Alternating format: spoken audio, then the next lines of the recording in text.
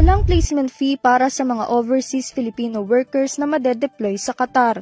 Ito ang paalala ng Department of Migrant Workers para sa mga OFWs at mga recruitment agencies at companies kung saan mayroong umiiral na no placement fee policy para sa mga manggagawang Pilipino na tutungo sa Qatar upang magtrabaho. Anila, ang bansang Qatar ay isang non-placement fee labor receiving country na nagtatakda na wala dapat na maging kung anong bayarin ang mga Filipino workers para makapagtrabaho sa naturang bansa.